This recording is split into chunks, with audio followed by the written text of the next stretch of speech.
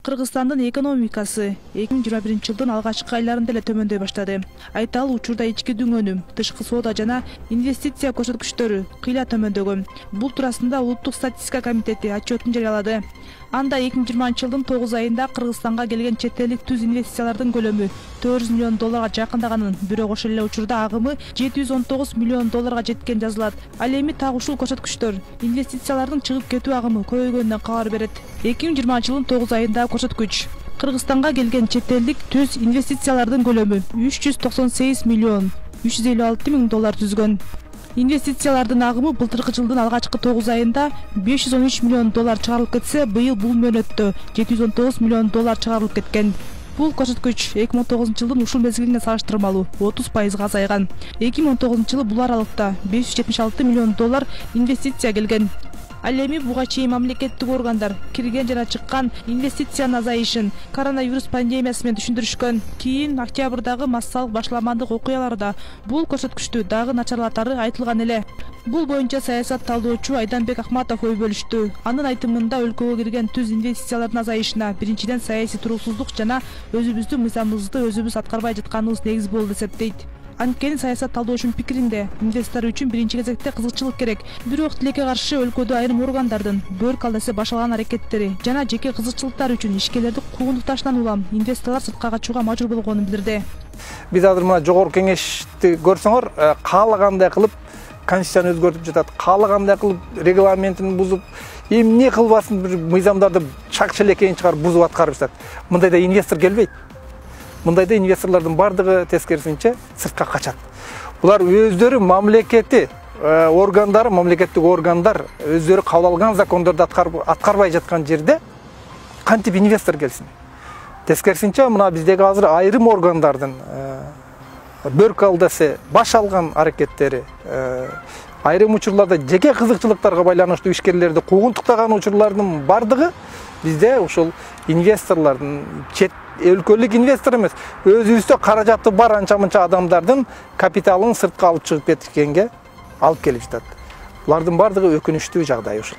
Бирок саясат талдоочу Айданбек Акматов өлкөгө инвесторлорду тартуу үчүн биринчи кезекте мамлекеттик органдар, тагыраагы президент же жогорку кеңеш болобу, мыйзамдарды аткарууну үйрөнүшү керектигин белгиледи. Аны менен катар эле инвесторлорго ыңгайлуу шарт түзүп берүү дагы эң маанилүү кадамдардын бири экенине токтолду. Мисалы үчүн көбүнчө бизге токен тармагына келип жатпайбы? Токен тармагына биз ушу инвесторго шарт түзөбүз деп койгон эле болбойт. Токен тармагы бул кыргыз элинин байлыгы. Ал жерде кыргыз мамлекетинин элинин байлыгы да сакталыш керек.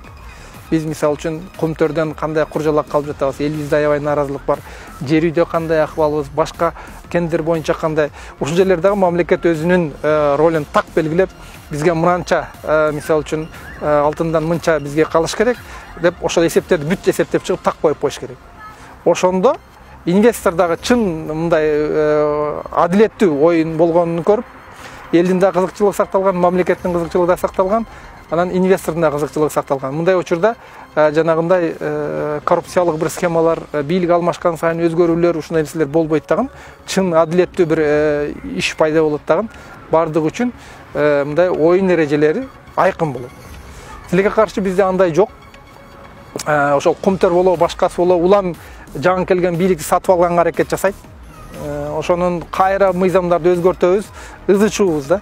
Мындан инвестор дагы көбүнчө жакшы пайда таппайт, мамлекет дагы пайда таппайт. Орто жерден анча-мынча коррупционерлер мүмкүн пайда табышы мүмкүн.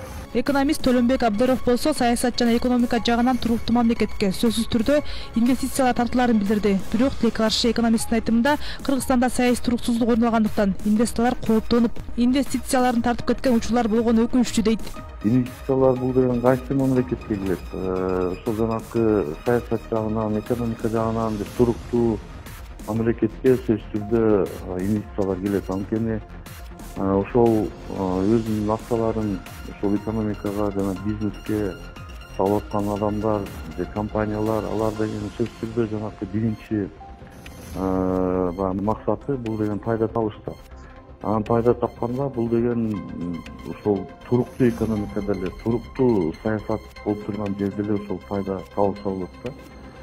Биздики болсо жанакындай өзүңөр көрүп бардыңар, жанакы 6-октябрда бизде баягы президенттик жетип, андан тышкары жанакындай шайлоо жанакындай жанагы жарыяланып, анан жана туруктуулугу жок болгон үчүн көптөр ошол инвестицияларын тартып кеткени да болгон да. Айталы, Кыргызстанга ири инвесторлор негизинен тоо-кен тармагын иштетүү үчүн келишет. Бирок кен чыккан аймактарга жергиликтүү эл менен инвесторлордун чыр-чатактары байма-бай катталып келгени баарыбызга маалым. Мындан улам Айтор тоо-кен тармагын иштетүүгө кызыктар инвесторлордун үшүн бир топ эле алгандай болгон. Анын жыйынтыгында тоо-кен тармагында инвестиция салуу кескин азайган. Мурдагы президент Сооронбай Жээнбеков 2018 жылдын жыйынтыгын чыгарып жатып баса белгилеген. Эми бул инвесторлорду коргош, инвесторго шарт түзүш, буларды алып келиш оңой иш эмес да, оңой иш эмес. Оңой иш эмес.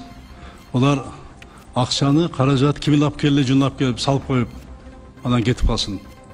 Сен деле өзүң каражатың болсо, акчаң 1 миллион акчаң болсо, эсептейсиң да, бизге саларды кандай пайда табам. Ошо акчам сакталабы, кармалабы? Ошо иштешкен кишим мага ошо мен кандай мамиле кылсам, ошо мамиле кылабы деген ой менен келет да. Ой менен келет. А бизде кээде мындай болбойт да. Болбойт. Мына мисалы кечеки шаткалдан кийин, Тоосродоку макмалдан кийин, Шамбес айдан болуп атканда, булар угат да бири-биринен, угат. Белгилей кетсек, октябрь окуяларынан кийин бийлик башына келген Садыр Жапаров буга чейин алгачкы жарлыктарын жарыялап, ага кол койгон. Андагы жарлык менен так ушул инвесторлордун жана ишкерлердин жеке мүлкүн коргоону, күчөтүүнү жана жагымдуу инвестициялык климатты, аны менен катар ишкер чөйрөнү түзүүгө багытталган. Бирок экономисттер, саясат талдоочулар жана ишкерлер ар бир келген бийлик так ушул ишкерлерди колдоо жана инвестицияларды тартуу үчүн жагымдуу шарттарды түзүүгө жумшай турганын убада кылып келишкени менен жыйынтыгы болбогонуна нааразы болуп келишет.